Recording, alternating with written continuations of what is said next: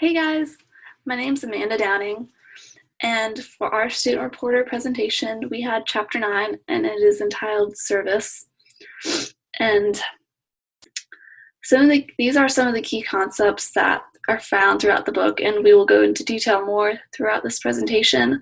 But some of the key factors that I found that are important throughout this book is how it details how the responsibilities of food service managers as well as the employees is to make certain that after food is prepared, it is also safely held, delivered, and served to customers. And it also explores concepts of service so that food service managers can make good decisions regarding the service and delivery of food. And as we go on throughout this presentation, we will discuss all these different kinds of key concepts and everything. So for the first part of this presentation, the textbook goes into detail of methods of assembly, delivery, and service. And delivery and service methods work together to create the shortest possible time and distance to achieve the desired goal of serving customers. Really, what it's getting at is even though it shows how delivery and service methods work together to achieve the same goal, they also have different goals and definitions of their own. So distribution and delivery refers to the transportation of prepared food from production to the places served. So it's just where the food is prepared, it's packaged, and then is delivered to the place where it is going to be served. And then service, on the other hand, it involves the assembly or final production of the food and prepared menu items, and then it is distributed or served to the customers. The textbook goes into detail about the types of food delivery service systems, and the first type is centralized delivery service system. And this is basically where prepared foods are portioned and assembled for individual meals at a central location or adjacent to the main kitchen. And it's basically where completed orders are then transported and then distributed to the customers. And some advantages of this are close supervision of the food and high control of the food's quality and portion size. And it also ensures the assurance that the correct menu items are in each tray and delivered to the customers at the correct food temperature, which is really important for food safety. That use this centralized delivery method, and some main ones are some fast food chain restaurants, or sit-down restaurants, or banquet services, hospitals, and even long-term care facilities like nursing homes. Of this centralized delivery service system are that less equipment is acquired. Also, there's less labor time and time employees would have to work, and there's also higher control of food quality. Some disadvantages, however, is that if the number of people needed to be served is large, and the total people waiting to be served can be very long. The next type of food delivery service system is decentralized delivery service system. And it's basically where bulk quantities of the prepared food is sent hot or cold to the serving galleries located throughout the facility. And it's where pre-eating, portioning, and meal assembly takes place in these remote locations where the food is sent. And instead of one central serving area like the centralized delivery service system, there are several smaller ones throughout the facility that are closer to the customers and consumers. And in this one, in decentralized, all the dishes are returned to the central kitchen for washing. And this eliminates the need for duplication of dishwashing equipment in each gallery. So instead of having dishwasher equipment in each facility where they assemble the food, they'll just have one, which saves lots of equipment and money. The earlier would be a large hospital or medical center, hotels that provide room service units on various floors, even school districts that would transport prepared food from a commissary to individual schools. Some advantages I found from this are that it's really good for large facilities where consumers are spaced out And they would need separate facilities on each floor or level to be able to get. But some disadvantages of this is that more time and energy is consumed in transporting to and from the central service unit twice,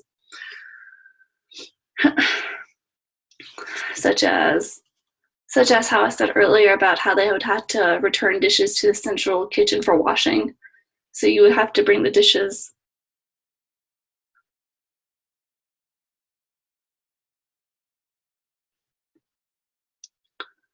More expensive than installing dishwasher.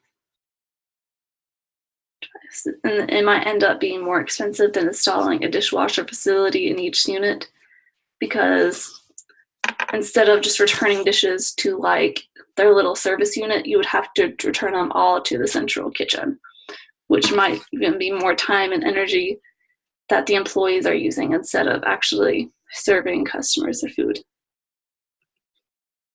And the next part the book goes into is assembly.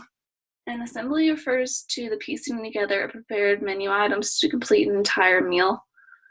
And there's two types of tray assemblies, and these are mainly used for its speed and efficiency. And the type 1 is centralized, and here it's just food assembled in a central location using a tray line, and then various distribution methods are used to deliver the tray to different sections of the facility. And then type 2, decentralized, is where it's transporting food in bulk units where it is assembled and then later plated for individual meals. And then facilities that use tray assembly would be healthcare facilities again, schools, and airlines. In the next part of the textbook, it goes into some of the factors that are affecting distribution systems. As the presentation goes on, we will go into each and every one of them and describe how they are affecting distribution.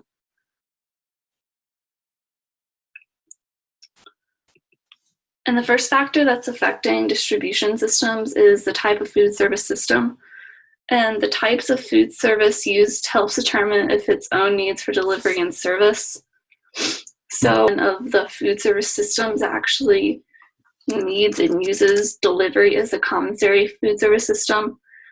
And this is, unlike the others, it requires like delivery trucks to take its prepared foods to other serving locations.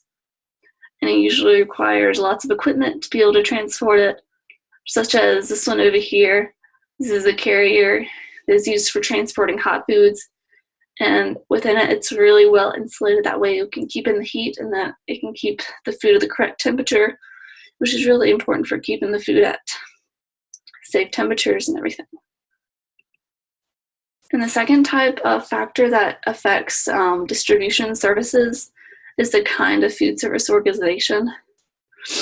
Different kinds of food service organizations help to determine the delivery and service requirements that are needed in order to serve their customers properly.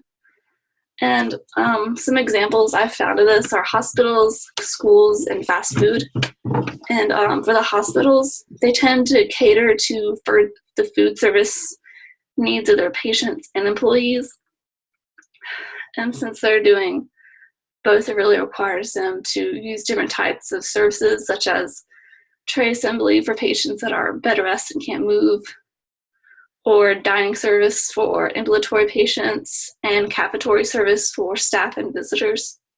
The next type is colleges and schools, and these typically work really quickly to serve foods to a large number of people, such as maybe Central here, such as the Central dining room here. It's a kind of, since it's a big enough cafeteria that's able to accommodate to everyone and everyone's needs. And the last type I found in the book was fast food, and it really works. And their employees work at a very fast pace to serve foods to their customers in order to get the food to their customers quickly as. Hi, my name is Johanna, and I will be doing this section of the Chapter 9 presentation. and that starts with the size and physical layout of the facility. And this facility, the size and layout of the facility before building or before buying is a really big part of your delivery system effectiveness, and which is why you need to select a delivery system before you consider your building arrangement or your facility that you want to buy. Higher land costs in cities can lead to buildings growing up instead of out, and this calls for different portions of service, like the kitchen, cleaning service, to be at different levels. That could change it to more of a commissary type of service because you are taking things a longer distance, or hospital services being a commissary type service. This could all be this is all different because of the different layouts of the buildings. And this directly relates with whether or not your delivery service will be centralized or decentralized. Okay, so skill level of available personnel. Labor needs and skill requirements change based on the delivery system and equipment in use. Depending on the delivery service, a manager may want different skill levels. It may not need to be high and centralized delivery service, as it's more of an assembly line of sorts. If you think of a centralized delivery service as a place that has the kitchen all in one area, everyone's working in the same area, you can find a lot more of this centralized delivery service in fast food restaurants, which of course you will not need the same level of education or skill level that you would need in your workers that are working in a more restaurant sit down type of service, like decentralized delivery system. You will need more people, and in some places higher education level, and this is because you need dishwashers, servers, cooks because you will actually be cooking things there and then moving it out to a different facility. Okay. Skipped one. Okay, so economic factors. Labor and equipment need to be taken into account when choosing a delivery service system. Decentralized service needs replication of service, assembly, it needs dishwashers, servers, and specific needs, and then they have specific needs for each unit, which means that decentralized opposed to centralized for those very reasons. It's more expensive, which is why fast food type things generally use centralized service. It's less room to take up, less equipment to take up, and less need for highly skilled employees. Okay. So quality standards of food safety and time for meal service. You need to think about those types of things when you are choosing a delivery service. Quality standards for food and microbial safety revolve around keeping the food system used. Keeping in mind the amount of time the food will go from stovetop to customer is important to consider, while also keeping in mind the temperature danger zone. This is very important to consider when you have a commissary system or a decentralized system, because you'll be moving from the central unit to it could be pretty far, it could not be pretty far. Like if you have a buffet type of thing or a banquet, you may have, it's just that there is a greater distance between the food and the consumer in those as compared to like a McDonald's or anything like that. Time for meal service. If the service requires food to be served at a specific time, the servers may implement a preheat electric carts, adequate personnel, and time to be factored in if the service would rather use individual servers by delivering tray by hand. Those are all costly things for a business. So you have electric carts that can heat. You have specialty equipment that keeps things hot or keeps things cold. You have to factor in extra personnel if you want to deliver these things by hand, like they do in some banquets. And then services also use staggered serving times like school lunches, or they make food make food to order or in small batches. Okay, so space available and energy usage. The delivery service system is usually decided before construction of a facility, which has a lot to do with the facility size. Decentralized service may need less space than a centralized service in kitchen area, but will need more room for storage or carts that aid decentralized service. So remodeling and change is extremely costly, and that's why you really need to consider your delivery service system before you make any set decisions on where the service will be coming from. Energy usage in different types of systems is important to consider for cost effectiveness mostly because of the difference between electrically powered active equipment and passive equipment. Passive equipment can include insulated technology and pellet heated plates. Active equipment is going to be something more like an electric warmer or something that's on constantly, like a heat lamp. Those types of things will cause more energy cost, which you must consider when you are thinking about having a business that will thrive for a long period of time. Okay, and that is all. Hi, I'm Laura McLean. So let's talk about types of services. The first one we have is self-service. There are 4 types of self-service, and the first one is cafeteria, and there are 3 types of cafeterias. So the first one is traditional, and this is where you have like a U-shaped table set up, and people walk one by one behind each other around the bar area, and people will stand behind it and serve them. The next one we have is the hollow square, the free flow, or the scramble system. And this is the division of different types of foods.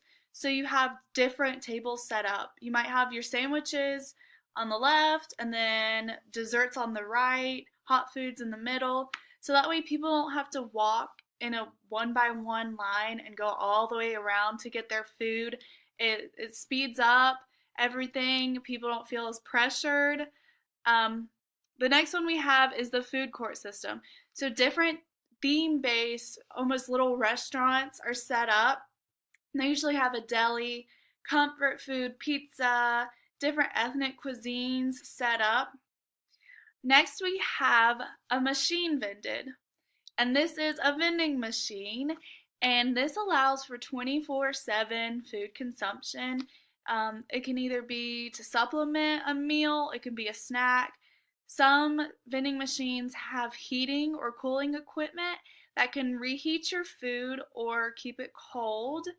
The importance of vending machine quality, you have to have constant turnover, fast turnover, for the safety and success of the vending machine. You don't want old food, expired food in there. It also needs to be set up in a pleasing manner. You need to be able to see what you can get because you can't touch it until you buy it. So next we have the buffet system. This is where food is dramatically set up. It's very pleasing to the eye. It's essential to prevent contamination for a buffet because people are getting it out themselves. So that's why you usually see sneeze guards up above it to comply with health standards and sanitation. And there must be proper equipment set up to keep whatever you have hot or cold for the amount of time that it's going to be out there. So next we have the drive-through. This is what you see in a fast food. You drive in a designated lane and you order through a speaker with a big menu out front, and by the time you get to the window, your meal is ready. Next we have tray service. This is where your food is assembled and put on a tray, and then an employee brings it to the individual. This you see a lot in hospitals and nursing homes. You have to make sure that The nursing or dietary departments are in constant communication with the food prep. You want to make sure that it's short delays in food delivery to maintain the quality, the temperature, the taste of the food. You also want to make sure if you have someone with diabetes that they get the right food that they need. There are two different types of tray service. So we have centralized, and that's when the food is prepared in one central area or in the kitchen, and it is then dispersed out to the people. You also have decentralized, and that's where the bulk proportions of food is sent out to different areas in the facility, different whatever kitchens they may be, and then they're sent out to the consumer. So next we have wait service, and the first one is a counter or a bar, and this is where you usually have 1 or 2 attendants waiting it. That's because it's a short area that can serve a lot of people. It's a U shape so the waiters and waitresses can get around. It's close to where the food is prepared or assembled so that you can easily transfer food. It allows for a quick service, and you get in and out. And then we have table service, and there are different types of table services as well. The first one is American, and that's where you have a hostess or a host greet you, and they seat you, they give you a menu, and then you have a waiter that will give you your silverware, they'll take your order, and then they deliver the food to you, and they may also clear the table. And some restaurants also have bus people that will help refill drinks, bring out bread and butter. They may help clean the table as well. We also have French style, which is for fancy restaurants. It's where portions of food are brought out and placed on a heater and then placed on a small table that is then wheeled over to the customer. And the chief waiter will then finish the preparation. So that can be cutting the meat or making a sauce. I know I see those big blocks of cheese that they set on fire and scrape off.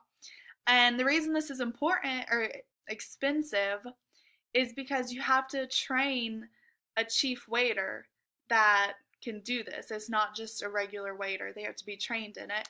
And then an assistant waiter that will actually give you the food. Next we have Russian style, and this is the food is prepared in the kitchen and portions are put on serving platters. And when the waiters bring them out, they will individually give each person a portion of the food. So if you have a platter of meat, they'll go to one person and give them one, and the next and give them one. This can be hard if not everyone at the table ordered the same thing or no one wants that food. Also, the last person may see an unpleasing looking platter if it's almost empty or messed up by the time it gets to them. Next we have banquet, and this is a preset menu that's given to a specific number of people at a specific time or event, and this is done in either American or Russian style. And finally we have family style, which is informal, and it's when big proportions of the food are brought out onto the table and then the people feed themselves. They proportion it out themselves. If you have a bowl of mashed potatoes, then you just put it on your plate. And this is actually being seen in a lot of long-term care facilities because it helps it to feel more like home. And next we have portable meals. So this can either be off-premise delivery, where this is kind of like Meals on Wheels, where either a restaurant, maybe a college, a hospital, makes the food and then volunteers deliver it. And this can either be done, the person that's eating the food can call these people in, or a larger community can just send them out. And these foods, the meals need to be securely wrapped and covered, insulated, to be delivered to maintain the quality and the safety of the food. And then we have on-premise delivery. So this is for bigger facilities or factories that might not have a cafeteria. It might be inconvenient for some of their employees to go to the cafeteria for lunch. And so they'll bring people to push around carts of food, and then the employees can come and buy food off of the cart. You can also have mobile trucks or canteens come and be outside of the facility, and then have employees go out there and get food. Then we also have room service. And room service is a big trend in healthcare right now. A lot of healthcare systems are renovating their kitchens and their systems to be room service because people want to eat what they want and when they want. So people can order their food and it comes to them. And now we have customer service. So customer service is the interaction between the customer and the service staff. And it's really important, not only philosophically to have good customer service, but also for your business, because we're a consumer-based society and you need these people to support your business. So managers need to set up a program with objectives, specific objectives and standards for his or her staff to maintain the customer service. So some of these standards may include the attitude of the staff, the appearance, response rate of complaints or questions. And these standards need to be quantitative so that you can measure it and see if they're working or not. And the manager also constantly needs to monitor the program to make sure it's working, people are doing what they're supposed to do. It's also up to the manager to motivate his staff, his or her staff, to comply with their customer service program.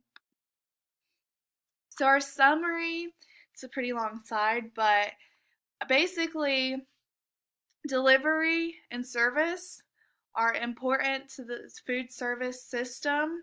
You need to make sure that when your food comes in, what system you're using for delivery, that it's quality, it's safe, it's going to remain safe with transportation. Managers need to know what's happening. They need to make sure that the goals of delivery are being met, the quality of food, temperature, microbial safety, attractiveness. Make sure all of these are maintained. The system that's chosen by the manager for delivery should be efficient in energy, labor time and cost, and worker fatigue. You need to make sure you're not working one person too much, everyone too much, or someone not enough. The selection of delivery system can either be centralized or decentralized. Appropriate equipment can depend on the type of the system, the organization, the size of the facility, the style of service, the skill of your staff, the labor and equipment costs, and the quality of standards, timing, and energy use. And the style of service must be appropriate for your operations and its goals. The workers should be well trained in this service and customer service.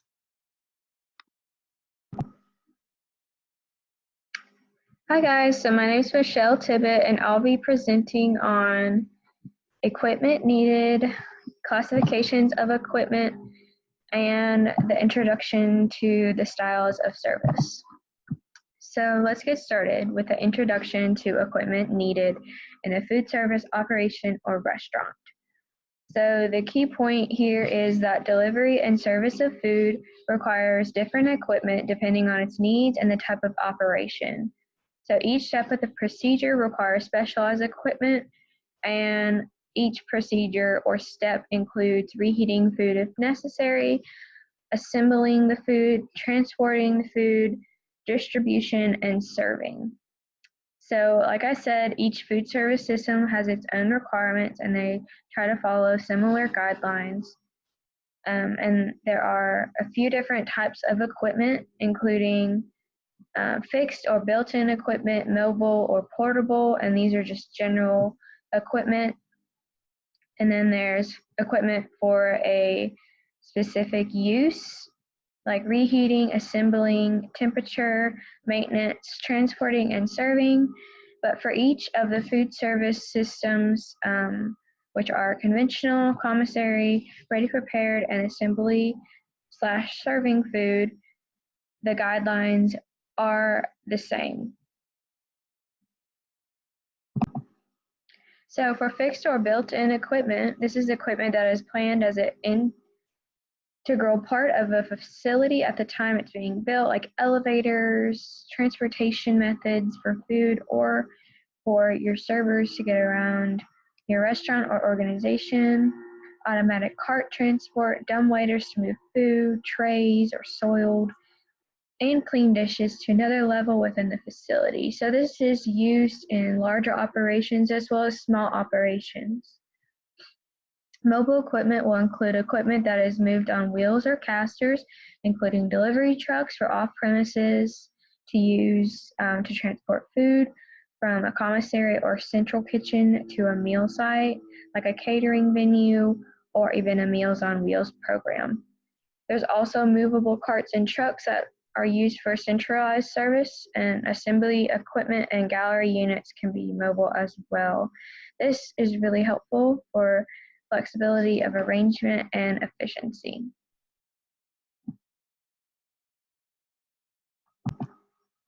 We'll continue on with the general classification of equipment. So portable equipment is items that can be carried rather than moved on wheels or casters, and this allows for delivery and service equipment like pans, totes, or hand carriers is a better name, to be transported without spillage. Totes are typically insulated to retain temperature of foods for a short time transport or delivery, and foods can be pre-plated and kept at proper temperatures for service. And the common types of plates and trays include pellet disc, which is a metal disc that is preheated and placed in a metal base like a hot plate that keeps food warm for service for approximately 40 to 45 minutes. And these can be individually portioned up for service, like in a hospital setting, like a commissary setting, and placed over pellet disc and then covered to keep warm. Another type of plate and tray includes insulated trays with insulated covers. And this includes a design with variety and versatility depending on the menu of the day.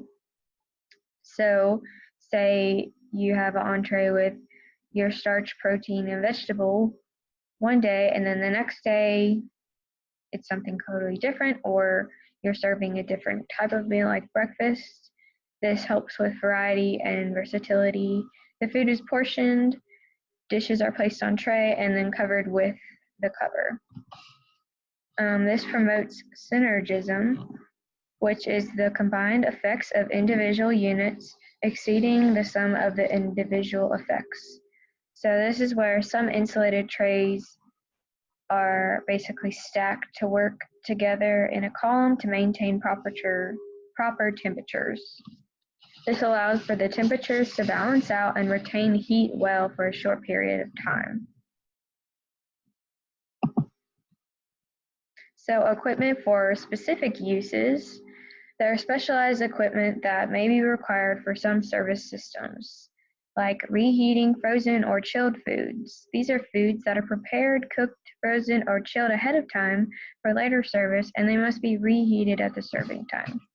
Proper equipment must be used, including convection ovens, conduction or conventional ovens, microwave ovens, infrared ovens, immersion equipment like vacuum sealed pouches to slowly immerse the food in a warm liquid. And overall, the objective is to heat the food product to the correct service temperature while retaining nutrient content, microbial safety, and sensory quality. Another example for equipment for specific uses is meal assembly. This is an important step in the delivery service system. Methods vary depending on specific needs of operation, but it may require simple equipment like table or counters, for bagging, plating, or food, or conveyors that are mobile or built in. And continued on. Temperature maintenance and holding. Foods prepared and ready for service must be held for short periods until needed and must be done using proper equipment to transport to consumers or another area of a facility. Short time holding equipment like refrigerated and heated storage units are used, and these will keep the food at a maintained or chilled certain temperature but will not heat the food. So it's not cooking the food but keeping it out of the temperature danger zone. Examples include movable refrigerated units, infrared lamps like in a food pass in a restaurant, preheated carts, or steam table with plate warmers for restaurant service. The picture on the left is an example of meal distribution carts, and this can be anything from the pictures you see to like speed racks that have sheet trays with ingredients prepared on them. And then the picture in the middle is portable equipment, portable tote to maintain temperature, just to keep food hot, like if you're going to a catered event or anywhere in your operation. The third picture on the right is a gallery station, and it is a mobile equipment as it can be transported within your facility. Continued on, transportation and delivery, mobile equipment and portable equipment like we just saw in the previous slide. These maintain the temperature, like banquet carts, buffet or catering tables are really good examples of these, and they're available for transporting food from the kitchen to the consumer. And the way a manager decides if they need these for their restaurant is based off of their specific needs, like the layout of the building with routes, form of food being transported, what kind of food you want to offer at your restaurant, the total number of consumers and guests, and your demographics and the distance traveled.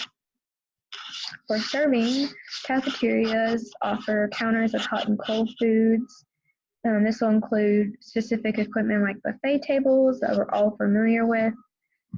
These have temperature-controlled sections, sneeze guards, and various methods for tray service. Dining room table service trays or carts can be used to carry menu items and food to guests. There can be small serving stations with small cabinets in or near the dining area, and these are usually equipped with silverware, napkins, items like water, ice, glasses, coffee cups, and regular cups, etc. This speeds up service and makes it more efficient, and we're all familiar with this in the dining halls and hospitals and any larger operation where a lot of people need to be fed all at once. This reduces the distance traveled to serve your guests. And the introduction to the different types of service. The key point here is style of service refers to the method by which a customer accesses and receives prepared food. These all have common objectives, including high quality of food, the food being served at the correct temperature for palatability, and microbial safety, keeping it out of the temperature danger zone, and attractively served food and visually pleasing as we eat with our eyes first. The style of service must be economically compatible with the goals and standards of the organization or food service operation. So this should parallel with your mission statement of your restaurant. The basic types of service are self-service, tray service, wait service, and portable meals. And that's all.